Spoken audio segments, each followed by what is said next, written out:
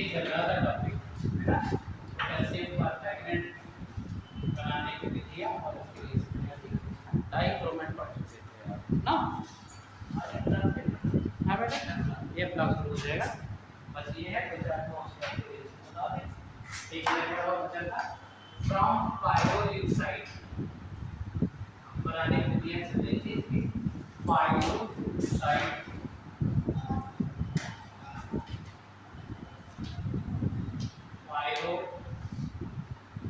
Side खनिज से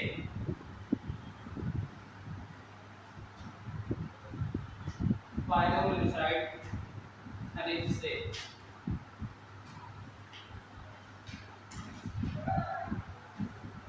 पायरोल्यूसाइड manganese धातु का अयस्क है।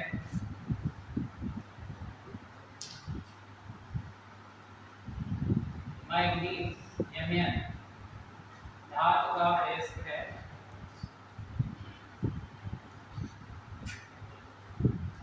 जब इसका गलल पोटेशियम हाइड्रोक्साइड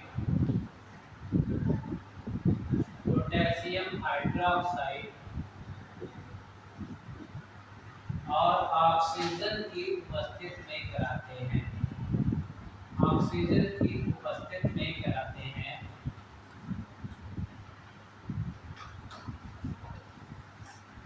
तो यह पहले हरे रंग के पोटेशियम मैग्नेट हरे रंग के पोटेशियम मैग्नेट में बदल जाता है। पोटेशियम मैग्नेट में बदल जाता है। पोटेशियम मैग्नेट बदल जाता है। इसके पश्चात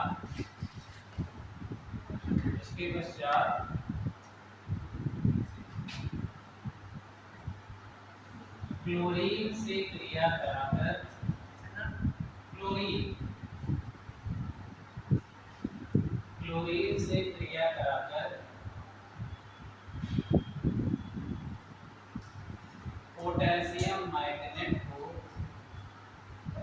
पोटेशियम मैग्नेट को परमैंगनेट में बदल देते हैं।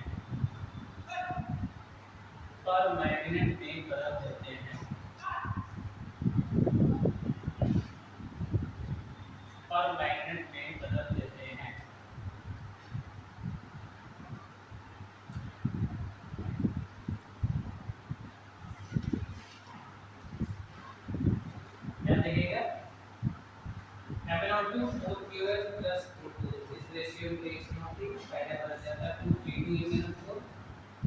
और क्या इस बैलेंस से वाटर देखिए कितना 4 है, 22 मॉलिक्यूल ऑफ वाटर है ना, निकल जाएगा। टोटल कितने होंगे, 4 है 4 4 8 और ये 2 10 से लेके 8 है और ये पोटेशियम मैग्नेट बन जाता है। तो इसका कन्वर्जन हमने बताया था कि 2MnO4 की रिएक्शन Cl2 से करा दीजिए, क्लोरीन गैस प्रोवाइड करेंगे। इसका 2 पोटेशियम लेकर सील बना देता है, बन जाता है 22 Cl4 प्लस 2 KCl। इस तरह पायरोल्यूसाइड देखिए, ये जो खनिज है MnO2 इसको कहा जाता है पायरोल्यूसाइड। ये भी देखिए किस धातु का खनिज है, मैग्नीज ना।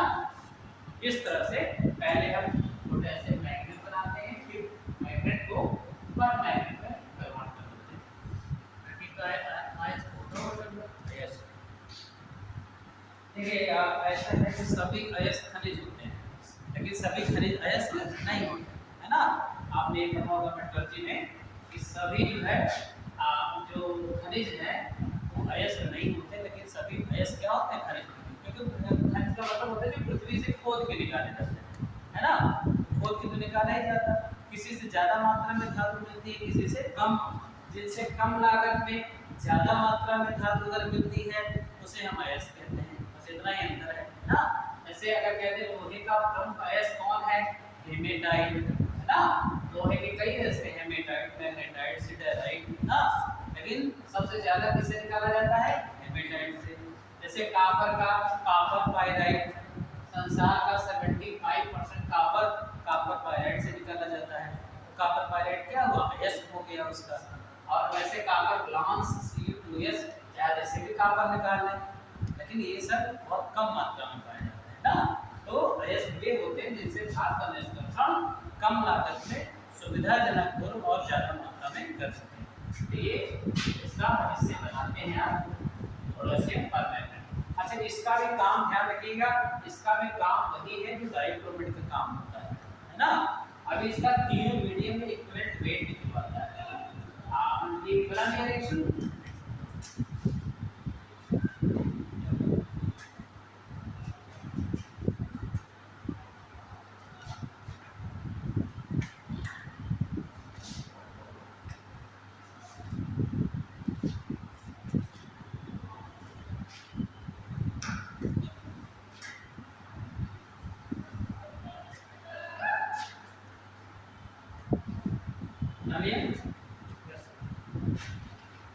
पोटेशियम परमैंगनेट का विभिन्न माध्यमों में तुल्यांकी भार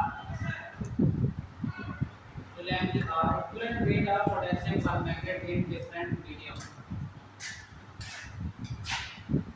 पोटेशियम परमैंगनेट का विभिन्न माध्यमों में तुल्यांकी भार।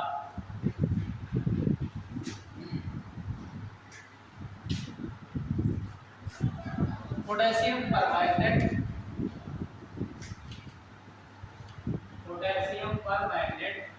पोटेशियम डाइक्रोमेट की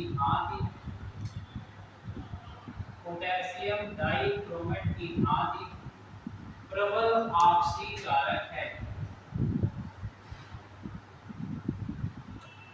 प्रबल ऑक्सीकारक है।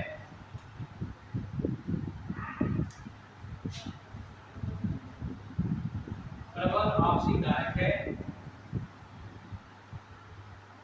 यह विभिन्न माध्यमों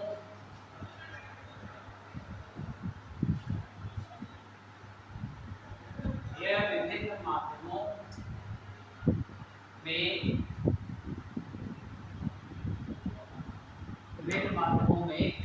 नवजात ऑक्सीजन उत्पन्न करता है।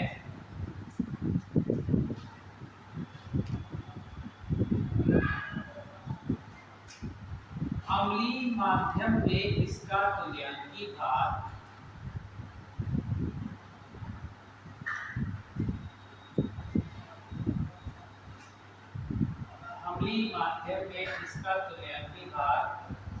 इसके अणुभार का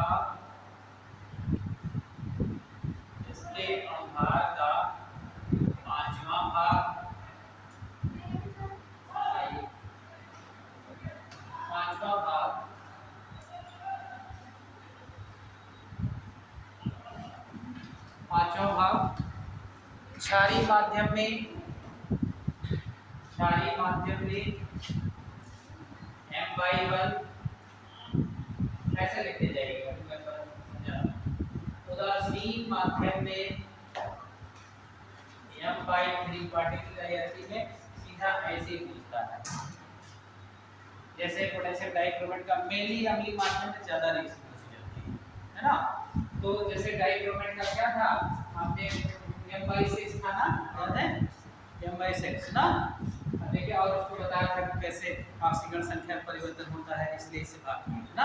अब देखिए पोटेशियम डाइक्रोमेट का अम्लीय माध्यम में क्या करता है, ये देखिए आप देख रहे हैं दोनों धातु हैं, पोटेशियम भी धातु है, मैग्नीशियम भी धातु है ना। धातु है तो यहाँ सल्फेट मिलेगा उससे, क्योंकि धातु में पॉजिटिव होती है, अम्ल के नेगेटिव पार्ट को क्या करेंगे, जोड़ लेंगे, है ना। और आप पता है ब्रेकिंग कैसे होती है, तो ICH+ सल्फेट टू माइनस, ऐसे सल्फ्यूरिक अम्ल होता है। अच्छा, इस पर चार्ज क्या आपको पता है, पोटेशियम पर 1 धन चार्ज होता है ना।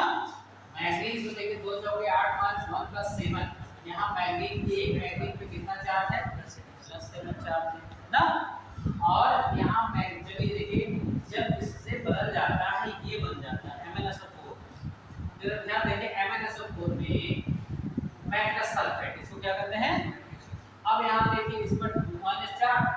पर आप ये से 2+ आएगा, क्या चल जाएगा 2+ आएगा। तो आप देख रहे हो इसकी जो ऑक्सीडेशन नंबर जो बदल रही है +7 से इसके बदले में क्या हो गई +2 हो गई। कितना हो गई, कितने यूनिट का परिवर्तन हो गया 5 यूनिट ना, 5 यूनिट 4 में परिवर्तन हो गया। या तो 4 में परिवर्तन देख ले उसी से भाग कर दे, या जितना नवजात ऑक्सीजन इधर बैलेंस हो गया है जरा देखिएगा ऑक्सीजन को काउंटिंग करिए, इधर 8 है इधर ना 8 और इधर 12 8 20 ऑक्सीजन लेफ्ट साइड है ना। हम यहाँ देखिए कितने 4 और ये 8 8 4 12 12 3 15 फिर 5 का ना, जहाँ वो अम्लीय माध्यम में 3 नवजात ऑक्सीजन रिलीज कर रहा है डायक्रोमेट, वहाँ ये कितना कर रहा है देख रहे हैं आप 5 ऑक्सीजन रिलीज करेगा ना। या तो ऑक्सीजन की संख्या देख करके डिवाइड कर दीजिए ना, या तो 4 में परिवर्तन देख के डिवाइड कर दीजिए ना। देख रहे हैं ना 5 यूनिट की कमी आई है, कितनी यूनिट की कमी आई है, ये देखिए +7 से घट कर क्या हो गया +2, 5 यूनिट चेंज है।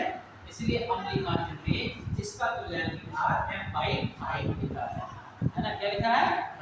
अब m क्या है बताइए, अब KMnO4 आप इसके भार को जोड़ेंगे, पोटेशियम का होता है 39, कितना होता है, मैग्नीज का 55, कितना होता है 55, और एक ऑक्सीजन का 16 + 16 × 4 ना 64 हो जाएगा ना।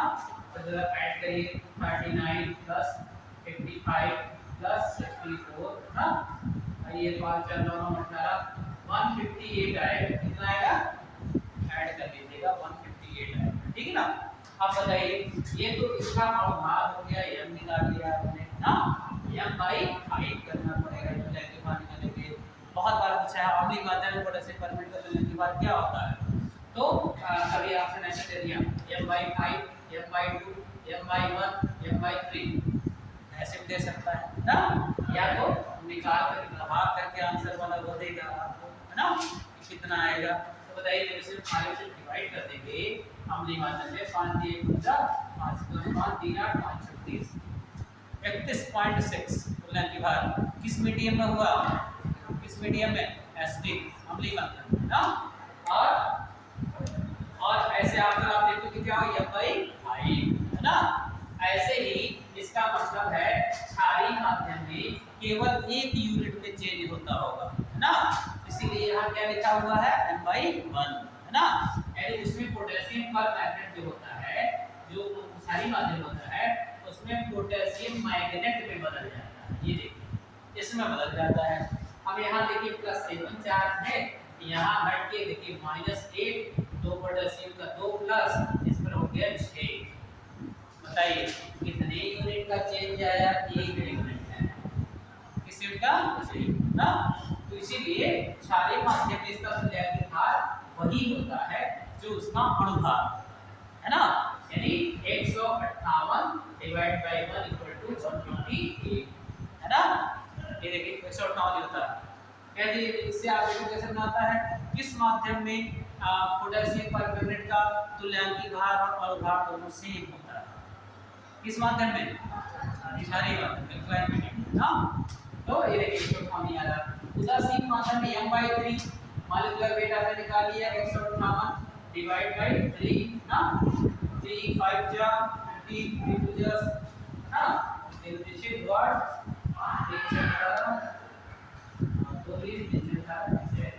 166 क्या जाएगा। तो आप देख रहे हैं अलग अलग माध्यम में ये ऐसा यौगिक है इसके इक्विवेलेंट वेट बदलते रहते हैं है ना। कैसे पूछेगा, ऐसे देखिए और आप देखिए दूसरे क्वेश्चन आता है the equivalent weight of potassium permanganate in alkaline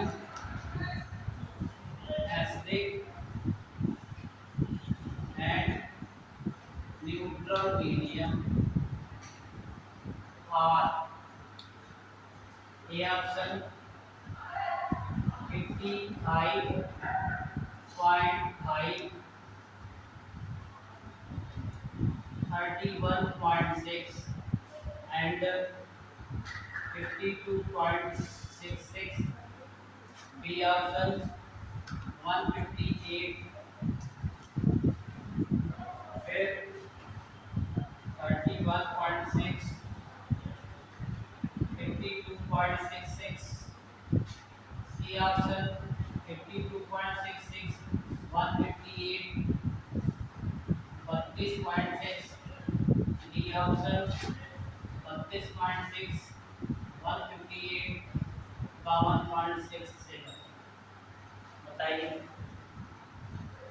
अब सबको मैंने कंबाइन कर दिया पूरा क्वेश्चन, है ना। अब समझिए the equivalent weight of your four in alkaline, पहले देखिए ध्यान थोड़ा करिए, क्षारीय माध्यम की बात कर रहा है, एसिडिक माध्यम की बात कर रहा है और अंत में न्यूट्रल माध्यम।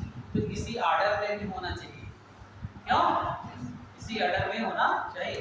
तो देखिए क्षारीय माध्यम में क्या निकाला आपने 158 ना, जिसमें पहले ही नंबर पे 158 होगा, ऑप्शन वही करेक्ट होगा ना, राइट। किसी को नहीं दिख रहा है, इसके दिख रहा है ना। अब और भी चेक कर ले, एसिडिक मीडियम में, अम्लीय माध्यम में M/5 था 31.6 दूसरा, है ना। न्यूट्रल मीडियम में 52.6 ना। ऐसे देख लिए अगर ये मालूम रहेगा ऐसे क्वेश्चन कर सकते हैं ना। और कैसे कर सकता है, और देखिए और कैसे ये चीज बना सकता है, M/5, M/3, M/1 ऐसे ना। दूसरा M/1 है ना, और फिर ऐसे M/5, M/3 है ना, M/3, M/2, M/4 है ना। अब देखिए सीधा आपको एक फार्मूला रहती है ये वाला ना, क्षारीय माध्यम में M/1, एसिडिक मीडियम में M/5 एंड न्यूट्रल मीडियम में M/3 है ना। तो इस तरह जितने क्वेश्चन बना सकते हैं इसके रिलेटेड में, बताइएगा इसको।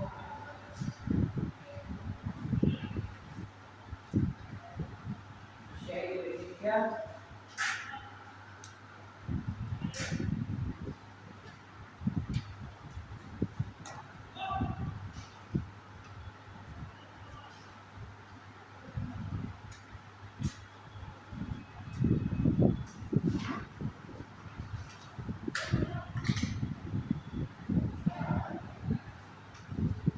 लिया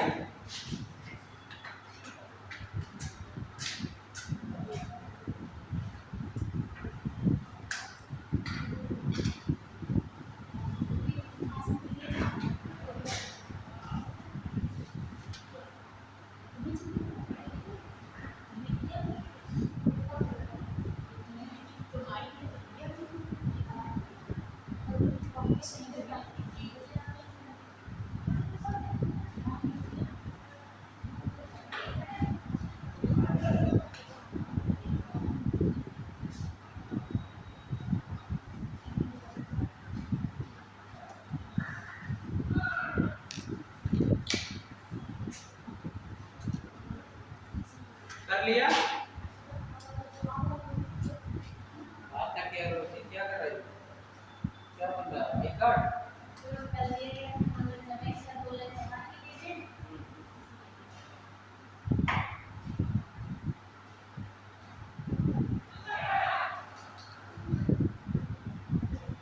नोट कर लिया।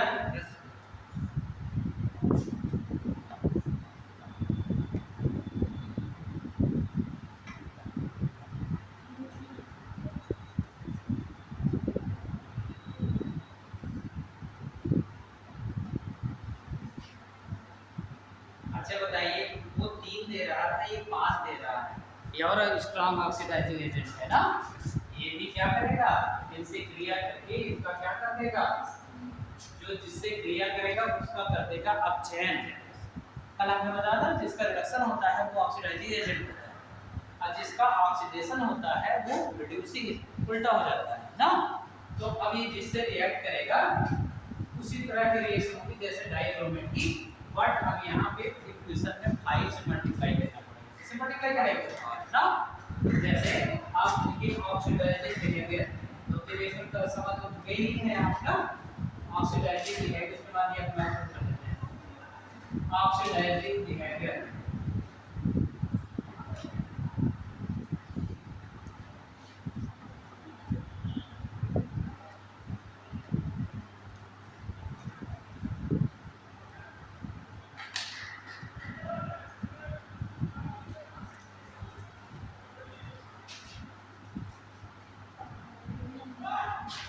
कि यह भी प्रबल आपसी कारक है, यह भी प्रबल आपसी कारक है।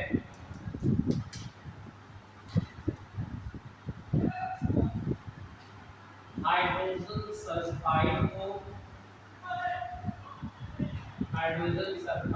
सल्फर में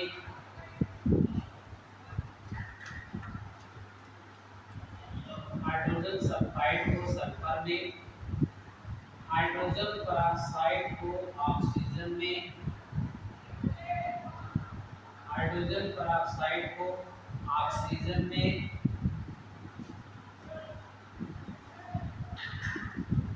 तथा हैलोजन अम्लों को हैलोजन अम्लों को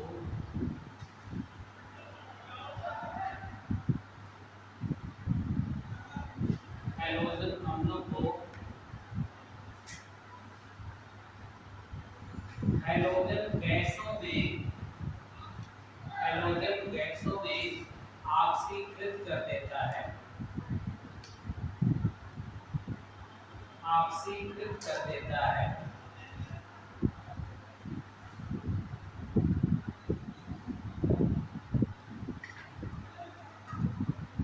अच्छा आप समझिएगा, मैं सेम उसी डाइक्रोमिक तरह रिएक्शन इसकी भी बनेगी। देखिए हम नहीं मानते थे, बस अंतर क्या है, वो 3 दे रहा था और ये 5 दे रहा है ना।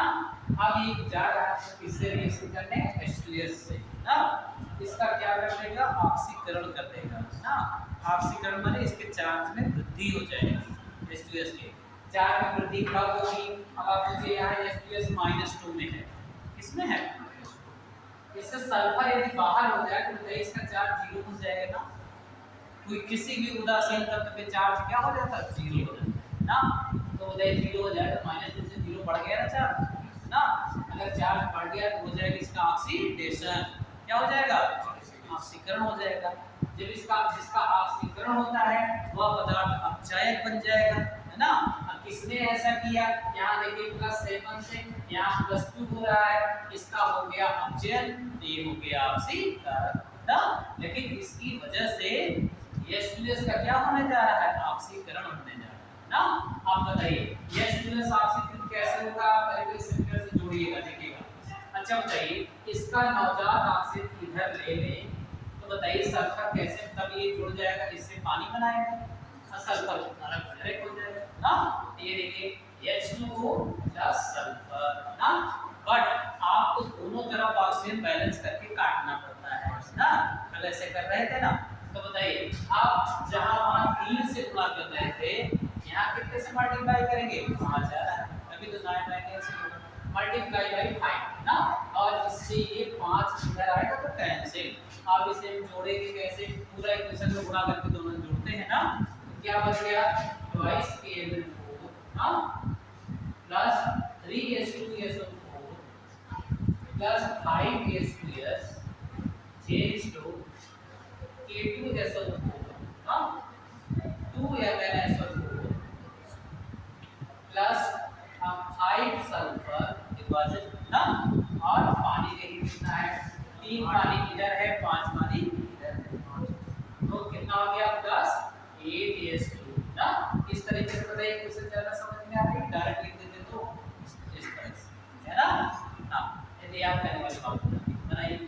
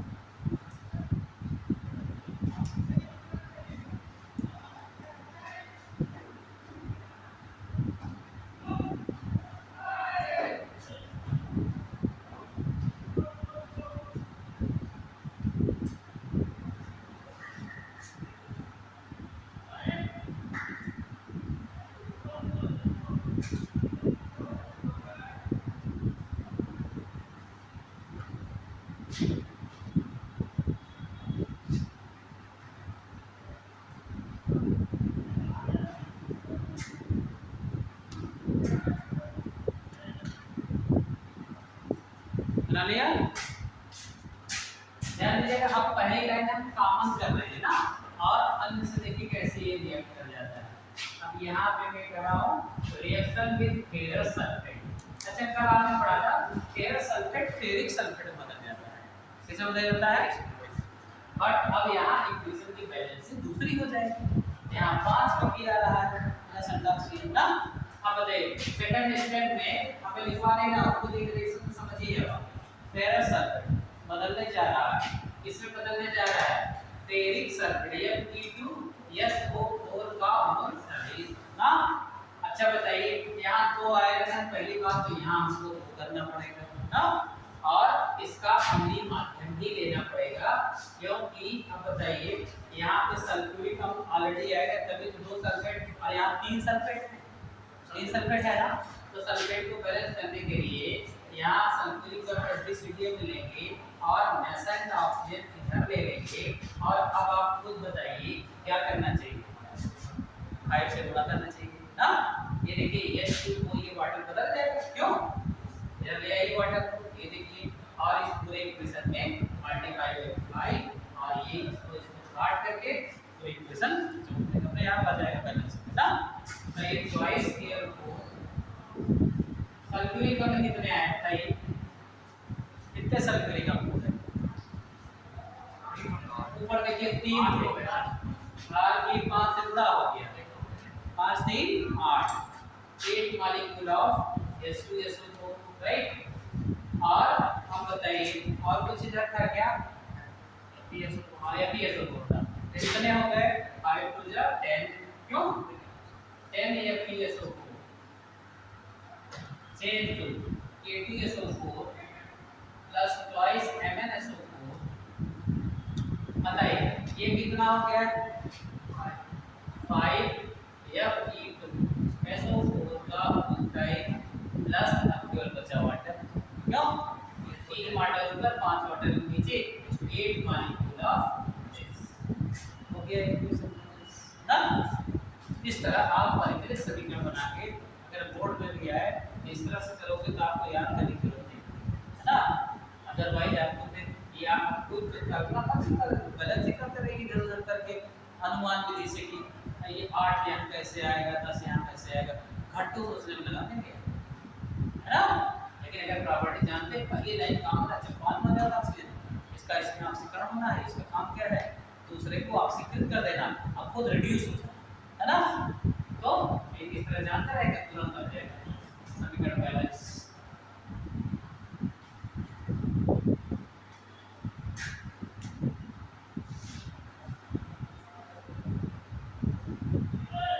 हाइड्रोजन पेरोक्साइड की रिएक्शन करा लेंगे आप, ये लाइन कॉमन है। अच्छा सेकंड लाइन में H2O2 ले लें और नेसेंट ऑक्सीजन ले लें तो क्या होगा? कैसा? अच्छा ये लाइन कॉमन है, अगर आप कह देते अब आपको ये भी SO4 से नहीं हाइड्रोजन पेरोक्साइड से रिएक्शन कराना है, ये सब दूसरी लाइन में क्या करेंगे बताइए आप? अपने आप परिकलित समीकरण आ जाएगा। देखिए आप जरा सा ध्यान दीजिए, देखिए ये लाइन कॉमन है, आपको H2O2 को नवजात ऑक्सीजन से ब्रेक करना है, यहाँ बन गया वाटर और निकल गई ऑक्सीजन गैस। कौन सी गैस निकल गई? ये निकलेगा ना। अब बताइए कैंसिल करने के लिए क्या करेंगे? है ना। तो पूरी इक्वेशन में trans multiply and add this equation, ये cancel twice KMnO4 3H2SO4 plus 5H2O2 J2 K2SO4 twice MnSO4 plus बताइए 3 यहाँ 5 यहाँ 8H2O plus 5O2, 5 molecule of oxygen gas है ना। अच्छा ये ऊपर वाला कॉमन है ना, दिख रहा है यहाँ K2SO4 बन रहा है, NaSO4 बन रहा है, चेंज ना हो रहा है, ये वाटर मॉलिक्यूल घट पड़ रहा है और ऑक्सीजन की बैलेंस है क्या इसमें, है ना।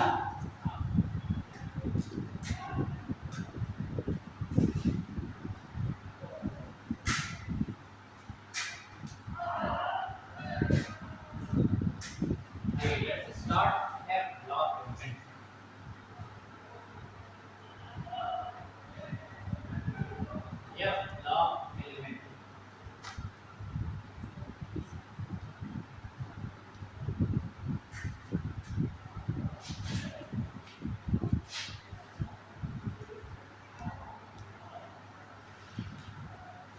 F block element ऐसे तत्व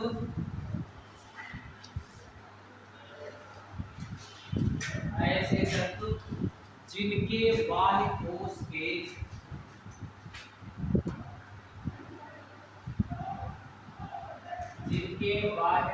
के विभेदी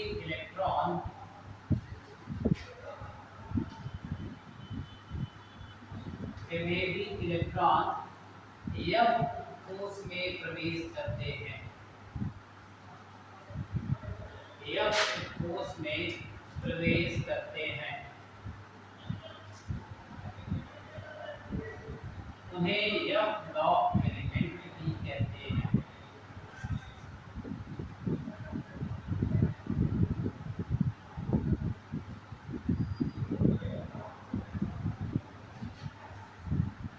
F ब्लॉक एलिमेंट कहते हैं जब अंतिम इलेक्ट्रॉन 4f कोश में प्रवेश करता है, 4f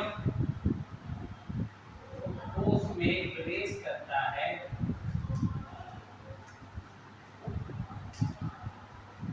तो उन्हें 4f ब्लॉक एलिमेंट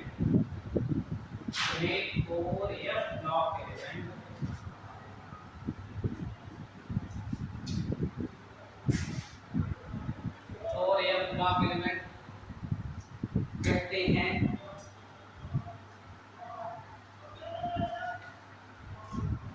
क्योंकि ये तत्व लेंथेनम से आगे के तत्व हैं। लेंथेनम 57 ब्रैकेट में देगा, क्योंकि ये तत्व लेंथेनम 57 होता है, लेंथेनम 57 के आगे के तत्व हैं,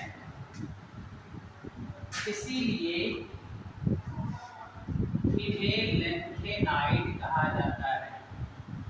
इस लेंथेनम 57 ब्रैकेट में 57 ना इसका नंबर है यानी क्या लेंथेनाइड वाला जो आपने चित्र वाला अभी ये करने का डिस्कशन कराते हैं। हां इसलिए ये ना टारगेट नंबर इसका लेकर विन्यास ही बहुत पूछते हैं, कंडीशन पूछते हैं, थर्मियम का बताओ, इसका बताओ, उसका बताओ, किस नाम का तत्व है ना। तो देखो लेंथेनाइड अभी तक बात चल रहा है लेंथेनाइड क्यों कहा जाता है। लेंथेनाइड और एक्टिनाइड आपने देखा है 14 तत्व पीरियोडिक टेबल में ऐसे एक नीचे एक रखे हुए हैं नीचे, है ना। इनके गुण बीच वाले तत्वों से मैच नहीं करते, इसलिए इनको आवर सारणी में स्थान दिया नहीं गया ना। लेकिन इनकी प्रॉपर्टी 14 एलिमेंट है, इसमें 4f में अंतिम इलेक्ट्रॉन जाता है, 14 एलिमेंट 5f में 4f वालों को कहा गया लेंथेनाइड। क्यों कहा गया? क्योंकि लेंथेनम के बाद के हैं, है ना। और इन्हें कहा गया एक्टिनाइड क्योंकि एक्टिनियम 89 के बाद के, है ना। इनके नाम देने के पीछे रीजन था, है ना। लेंथेनम के बाद आने वाले लेंथेनाइड, एक्टिनियम के बाद आने वाले एक्टिनाइड, और they are commonly called as F block element ना। 4f में जाता है और 5f में जाता है ना। तो और इन्हें क्या कहते हैं इनके बारे में पूछा जाता है। देखिए जरा लेंथेनाइड कहा जाता है और जिनमें अंतिम इलेक्ट्रॉन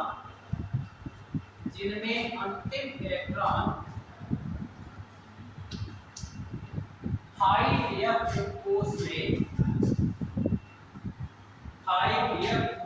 में प्रवेश करता है, 5f कोश में प्रवेश करता है,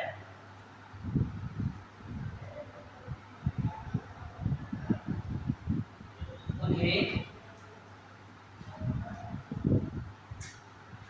एक्टिनाइड कहते हैं। एक्टिनाइड एक्टिनाइड कहते हैं क्योंकि ये तत्व एक्टिनियम 89 के बाद आते हैं। एक्टीनियम 89 के बाद आते हैं।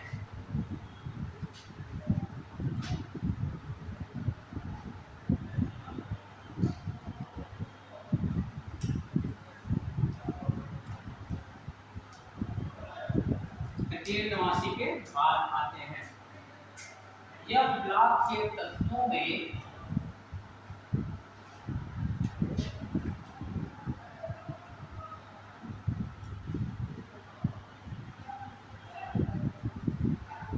अल्टरनेट सेल, ये लिखा है, विस्तार कर देता हूं। Alternate cell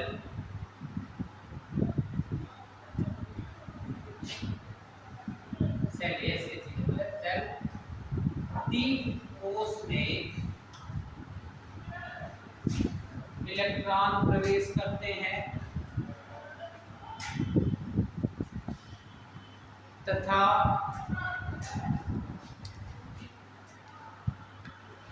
n-2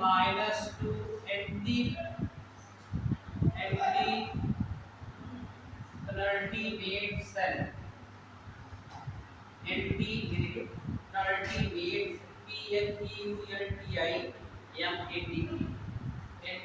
alternate shell F में अल्टरनेट सेल F में इलेक्ट्रॉन प्रवेश करते हैं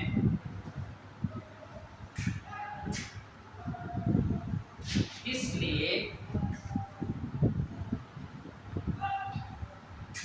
इन्हें इनर ट्रांजिशनल एलिमेंट भी पूछा जाता है कई बार। इनर ट्रांजिशनल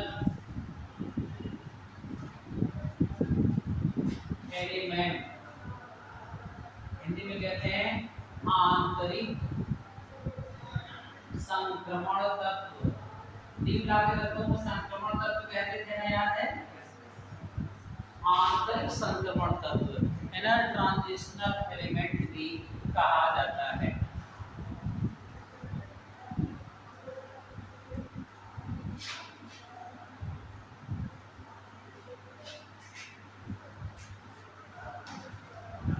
इनका सामान्य इलेक्ट्रॉनिक विन्यास, ये भी बहुत पूछता है। सामान्य इलेक्ट्रॉनिक विन्यास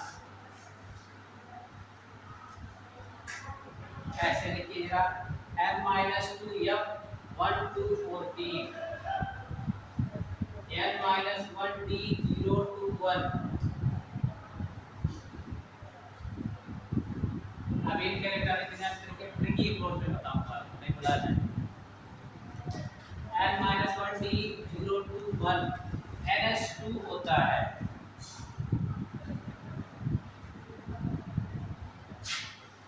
अच्छा, ये दो शब्द आपने देखा, अल्टरनेट सेल और एंटी-अल्टरनेट सेल किसे कहते हैं ना।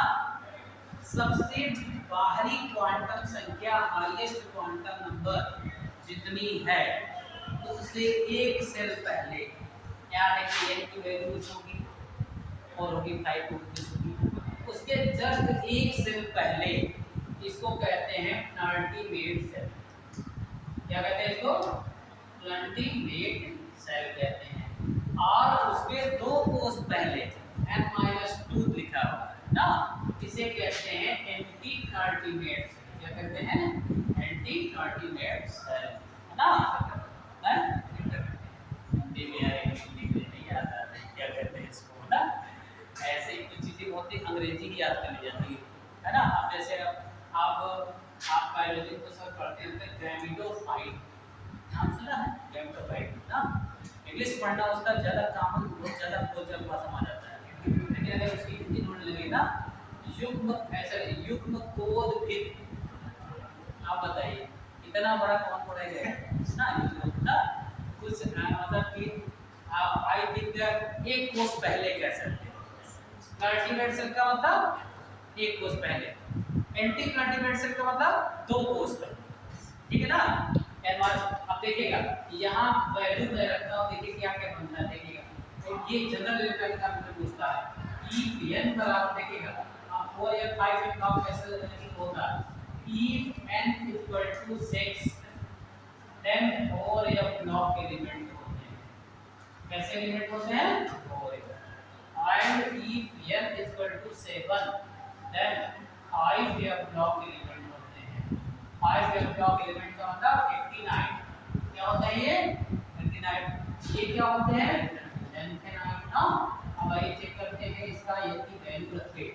हाईएस्ट n क्या मैंने कहा 6 है ना।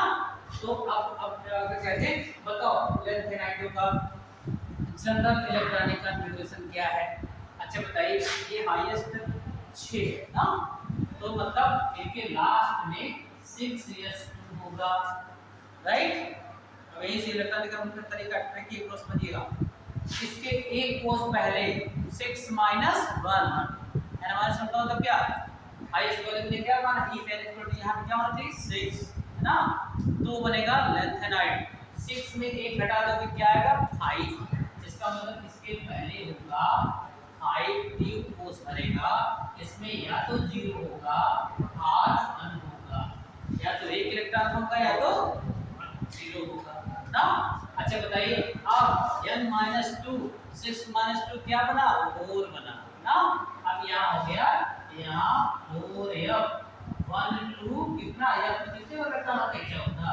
ये देखिए बन गया लेंथेनाइड का जनरल इलेक्ट्रॉनिक है ना। इसमें इलेक्ट्रॉन इसके एंटी प्लाटिमेट सेल f में जाता है इलेक्ट्रॉन 1 से लेकर 14 और इनके d में होगा या तो 0 होगा या तो 1 होगा ना। अभी कैसे होगा कहाँ होगा ट्रिक से मैं बताऊंगा आपको ना, ताकि इलेक्ट्रॉनिक डिफरेंस हो लेना। और लास्ट क्या है 6s। फिर इसका क्या होगा बताइए, n की वैल्यू 7 है, तो बताइए n की वैल्यू जब 7 है तो लास्ट वाला अंदर क्या होगा 7 तक जाएगा ना। एक कोस पहले ना बताइए 7 में से घटा दोगे 6d भरेगा, क्या भरेगा 6d 0 to 1 भरेगा, राइट। और इसके पहले 7 - 2 ना क्या हो जाएगा 5f 1 to 4d। ये बन गया जनरल इलेक्ट्रॉनिक विन्यास किसका एक्टिनाइड का है ना। किस परिवार का बना एक्टिनाइड। ये कौन सा परिवार है ना, ये जनरल सामान्य इलेक्ट्रॉनिक विन्यास है ना। अब आपको ये तत्वों के नाम भी याद करने पड़ेंगे और इसका ट्रिकी अप्रोच बताऊं कैसे याद करेंगे, क्योंकि जनरली कॉमन उसमें नहीं आते हैं ना। ये उपलब्ध तब सेकेंडरी पढ़ा जाता है तो इनको बहुत ज़्यादा वो नहीं जोर नहीं देते हैं ना, क्योंकि ये सब क्या है बहुत ज़्यादा प्रैक्टिस में मिलते नहीं है ना, इनकी प्रॉपर्टी बहुत ज़्यादा अध्ययन नहीं की गई है ना, लेकिन ये है। बताइए प्लाटिमेट और एंटी प्लाटिमेट से क्या होता है, n-1 में भर जाए तो प्लाटिमेट, n-2 में चला जाए 2 कोस पहले क्या है एंटी प्लाटिमेट ना। तो इसका जो यह कोस है एंटी प्लाटिमेट सेल है। देखिए अब हमने n+l का नियम लगाकर चेक करने के लिए एक बात बताई थी। जैसे अब ये है 4l में भरे पहले कि 5d में भरे कि 6s में भरे, आप कंफ्यूज में हैं तो हमने क्या कहा था n+l की वैल्यू निकाल लीजिए। इसके लिए n का मान 4 ना, f में जाए तो l का मान 3, इसका योग आया 7। इसका बताइए n का मान 5, d में जाए l का मान 2, इसका भी योग आया 7। और इसका l का मान 6, s में जाए l का मान 0 8 क्या था 4 या 5 भी 6s था ना। अच्छा 0 6s हमारे स्कोर था 4 5 6 है 0, ये बताइए क्या होगा 6 आएगा ना। तो सबसे पहले इलेक्ट्रॉन पहले किस में भले ये क्रम इस तरह लगा है, सबसे पहले इलेक्ट्रॉन किस में भरेगा 6s में जाएगा, इसमें जाएगा इलेक्ट्रॉन उसमें प्रेस करता है पहले जिसका n+l की वैल्यू कम होती है, निम्नतम ऊर्जा स्तर। और हमने बताया था जब 2 या 2 से अधिक कोषों के लिए n+l का मान सेम हो जाए तो देखते हैं कि किसकी n की वैल्यू कम है ना। बताइए इसमें n की वैल्यू किसकी कम है 4f में ना, इसका मतलब पहले 6s में जाएगा फिर आएगा 4f में, बचेगा इधर उधर होगा तब जाएगा d में है ना। इसीलिए d में क्या है 0 से 1 है ना। इसीलिए ये ना दो कोष पहले जाके इलेक्ट्रॉन फंस जाता है क्योंकि उसकी एनर्जी लेवल हाई है ना। पहले यहाँ दिख रहा है 4 है ना, जिसका एनर्जी लेवल क्या है हाई है, प्लस की वैल्यू की रिकॉर्ड है ना, तो जाता है।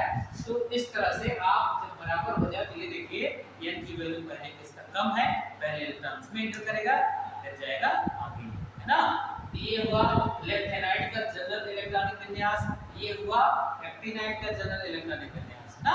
हम आइए इन तत्वों को देखते हैं कौन कौन ये तत्व है, कैसे याद करेंगे और कैसे इलेक्ट्रॉनिक विन्यास करने का ट्रिक क्या है ना। पहले एक उदाहरण लीजिए, क्या लाइट नहीं है, लाइट चली मेरा किनारे वाले दिख रहा है ना।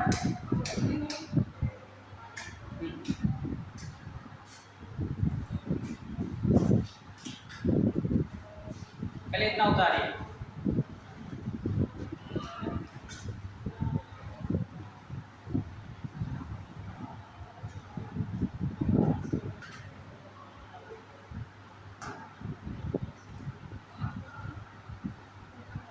और मैं पढ़ा ट्रिकी कोड बता दूंगा, सबसे पूछूंगा जो आप लोगों को तैयारी रहती है ना, और सही नहीं है क्लास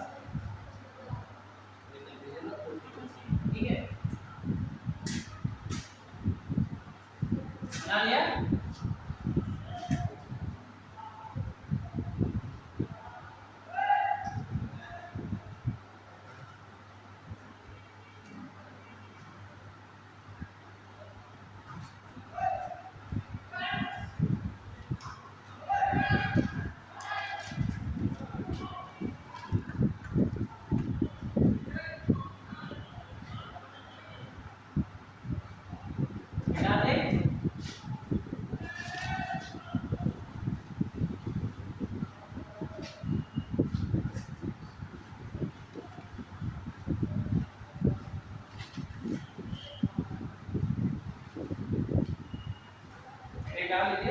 लैंथेनाइट का इलेक्ट्रॉनिक विन्यास, लैंथेनाइट का इलेक्ट्रॉनिक विन्यास,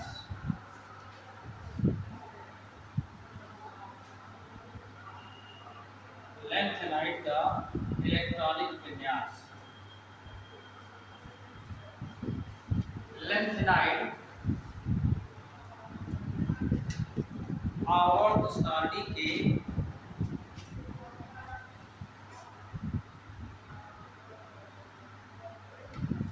आवर्त सारणी के 4f ब्लॉक में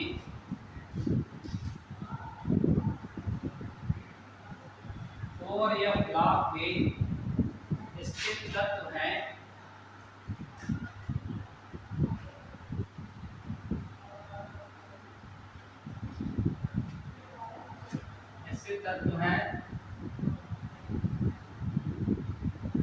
इनका इलेक्ट्रॉनिक विन्यास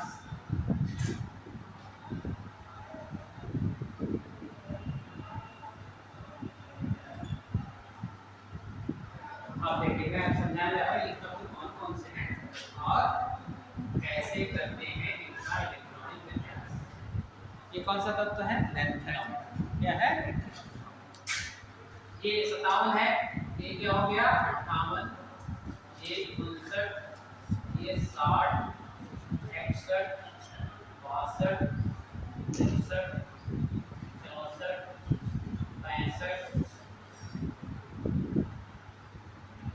65, H2 PR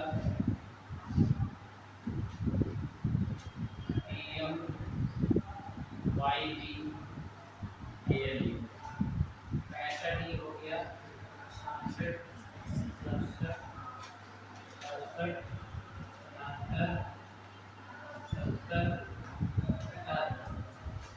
ये तत्व है सीरियम से लेकर ल्यूटीशियम तक। क्या है, सीरियम से लेकर, इनके नाम है सीरियम, प्रोमेथियम, ये praseodymium, neodymium, promethium, samarium, europium, gadolinium, terbium, dysprosium, polonium और एक एर्बियम, थूलियम और लिटरबियम एंड ल्यूटीशियम, ये इनके नाम है ना। आप इनको एक ट्रिक याद रखिएगा, सीधे पर नदियाँ ऐसे अलग नहीं दीजिएगा, ऐसे बना है, इसका कोई वो नहीं है ना, याद करवाने के लिए, ठीक है ना। प्रेम की समाई है यूं गदगद तब दिल हो गया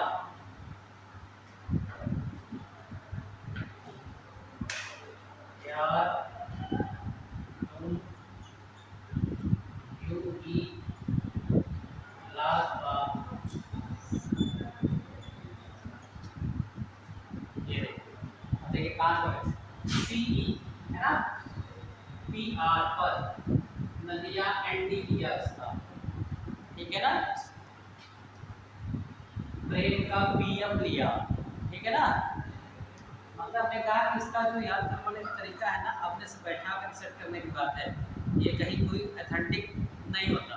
लोग अलग अलग तरीके से, अलग अलग यूट्यूबर पे भी देखेंगे आप लोग कभी, तो अलग अलग तरीके से सब लोग करते हैं ना, जिसका जो इंटरेस्टिंग लग जाए, है कि नहीं। तो बात है याद करने से मतलब है ना।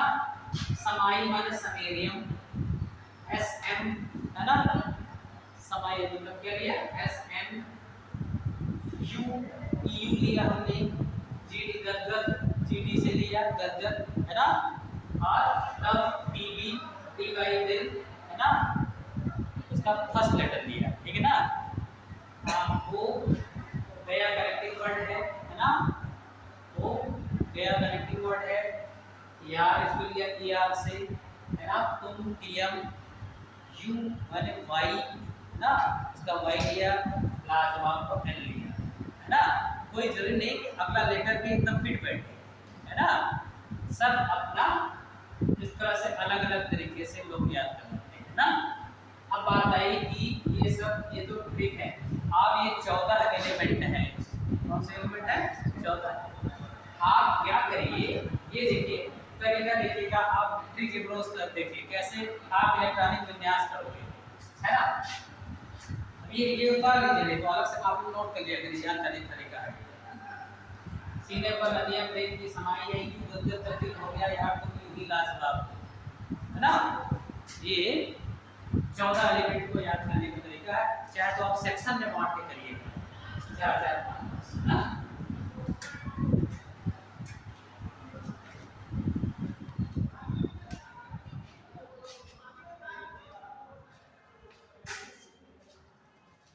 लिख लिया, इलेक्ट्रॉनिक विन्यास करें।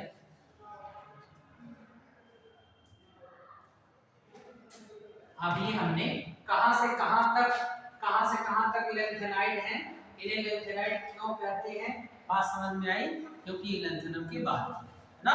लेंथेनम का एटॉमिक नंबर क्या है, 57। अच्छा देखिएगा सब में क्या क्या कॉमन लिखेंगे, कैसे करेंगे जरा देखिएगा। ईसी, ईसी का मतलब इलेक्ट्रॉनिक कॉन्फ़िगरेशन।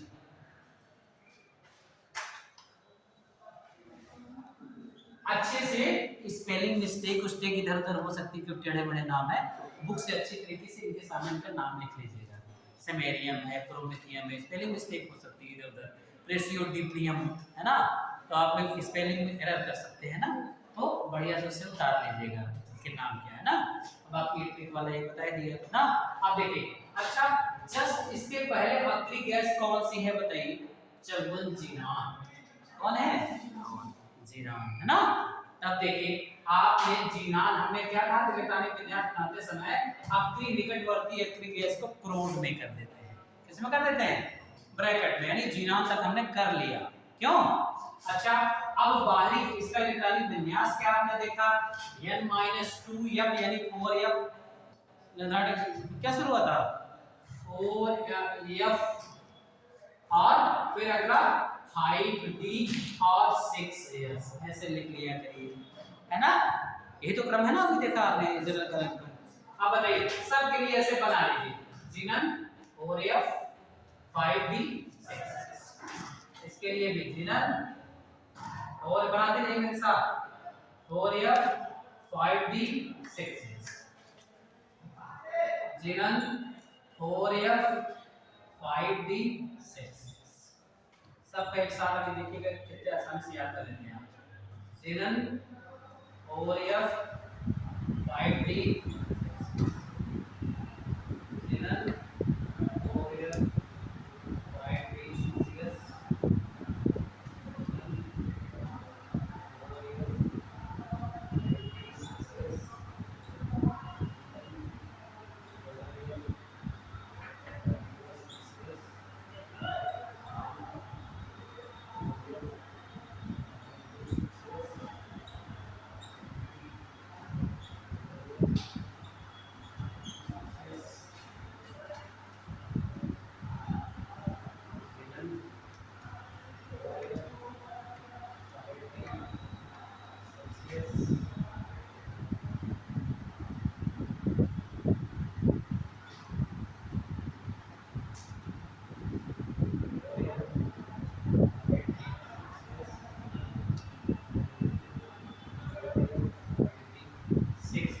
इतना पहले आप बना लीजिए तो फिर मैं आगे बढ़ूँ।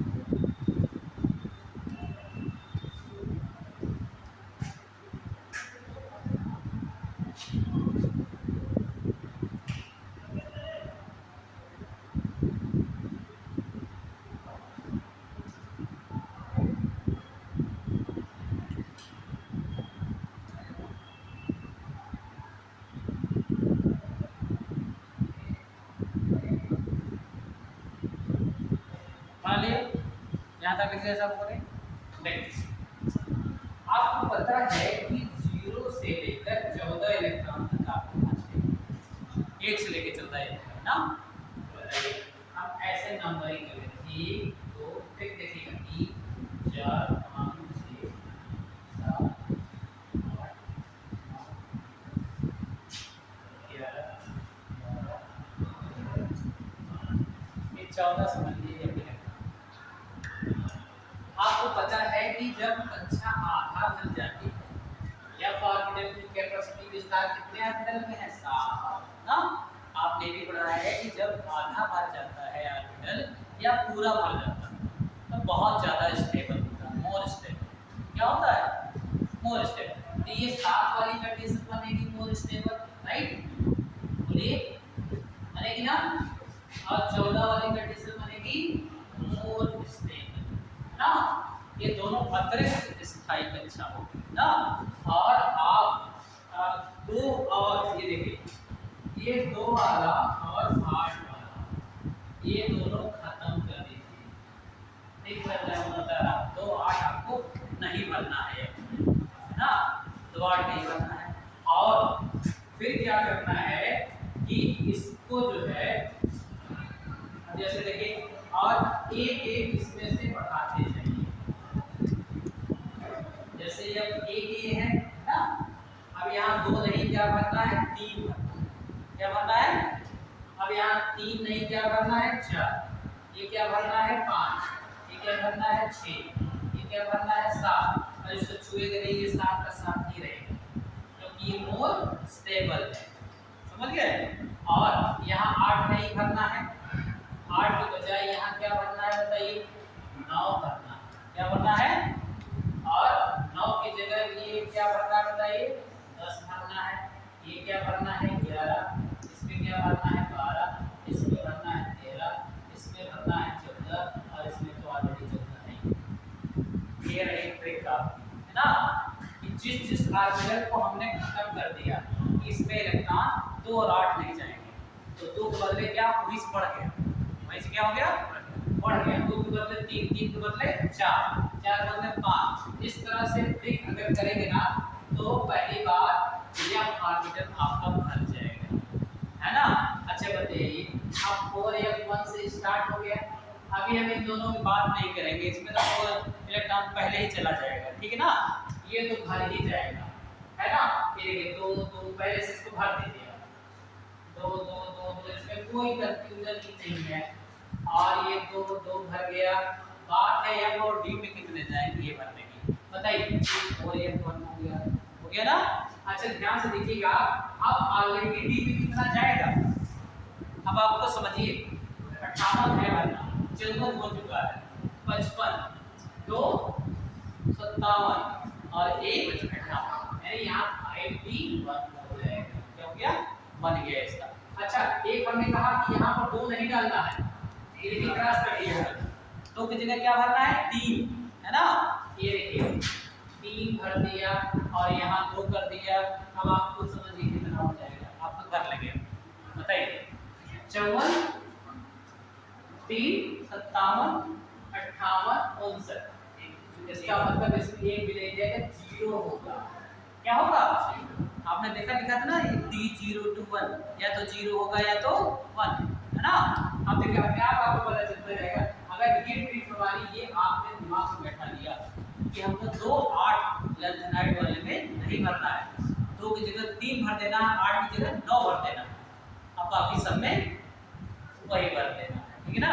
अब एक एक बढ़ाते जाना है। अच्छा बताइए, अब यहाँ 3 भर दिया, अब बताइए फिर बताइए क्या क्या भरेंगे। 3 की जगह पर ये 4 हो गया, ये 5 हो गया, ये 6 हो गया, ये 7 हो गया, 8 नहीं भरना है ना, 8 नहीं भरना है। 8 की जगह क्या भरना है बताइए, 9 भरना है ना। और बताइए 9 की जगह क्या भरना है 10, है ना। 10 की जगह क्या भरना है 11, और 11 की जगह क्या भरना है 12। फिर ये देखिए यहाँ पर क्या भरना है बताइए 13 ना, और क्या ये तो गड़बड़ का 7 वाला, इसमें 7 ही रहेगा ना। इसका गैडोलिनियम यहाँ पे ना पूरा नहीं कर सकता है ना, ये गैडोलिनियम नहीं, यहाँ पे 7 ही रहेगा। फिर ये 7 के बाद क्या भरना था बताइए, 7 के बाद 9 भरना है ना। यहाँ 9 होगा, यहाँ होगा 10, ये होगा 11, और यहाँ होगा 12, ये होगा 13, ये दोनों हो जाएंगे 14 और 14, ये बन दिया ना। अच्छा अब आपका 2 2 एक भरे हुआ है, अब जोड़ करके डालेंगे नंबर कितना जाएगा, तुरंत बन जाएगा, है ना। बताइए हमने कहा देखिए दोनों इसका बहुत ज्यादा इलेक्ट्रॉनिक एनर्जी चाहिए, गैडोलिनियम का, और इसमें कितने आयोनिक इलेक्ट्रॉन है ना, ये पूछा। अब टी में कितना जाए, अब आप ऐसे जोड़ते चले जाइए, बताइए। अब सब बच्चे को जरा स्टार्ट को भरना है, क्या दिया जाए न्यूडीमियम का इलेक्ट्रॉनिक विन्यास बताइए। एटॉमिक नंबर दिया है 60 ना, 3 ऑर्बिटल लिखा, आप देख रहे हैं 4 हो चुका है, ये 0 54 4 58 2 7, इसका मतलब इट मींस 0, क्या होगा 0 होगा ना। यहाँ देखिए आप प्रोमेथियम, ये देखिए 54 5 59 60 61, इट मींस यहाँ भी 0। जहाँ जहाँ सोचिए ट्रिक है कि 1 जहाँ जहाँ हो बस भैया बाकी 0 कर दीजिए, है ना, अक्सर 0 ही आएगा देखिएगा ना। अब यहाँ बताइए जैसे कहाँ कहाँ से होके यहाँ समेरियम का 54 6 60 और 2 62, इट मींस यहाँ भी 0, है ना। और बताइए यहाँ पर 63 का क्या होगा, अब यहाँ देखिए 54 और 2 56 56 और 7 7 से 13 63, यहाँ भी 0 ना। और यहाँ भी, यहाँ क्या होगा बताइए 54 54 और 7 61 61 तो 63, इसका मतलब यहाँ पर क्या आएगा 1 आएगा, क्या आएगा 1 आ जाएगा ना। अब इसमें भी किसी अप्रोच है हमारी 1 मत कहाँ है, बाकी 0 कर दे, है ना। 60 और फला फला के एटॉमिक नंबर में एक है, बाकी सब क्या है 0, है ना। ये ट्रिकी अप्रोच यहाँ पर क्या नहीं करना है लेंथेनाइड में, 2 नहीं भरना है, 8 नहीं भरना है, 2 की जगह क्या बढ़ा देना है 3, फिर सब में एक एक बढ़ाते जाइए ना। और 8 की जगह क्या भर देना है 9, 8 की जगह क्या भरना है, 8 नहीं भरना है, 9 भर देना है। बस एक बार f अगर भर दिया फिर तो इसमें 2 है ही, फिर तो आप जोड़ घटा कैसे कर सकते हो। देखो ये इतना भर जाएगा बस ना।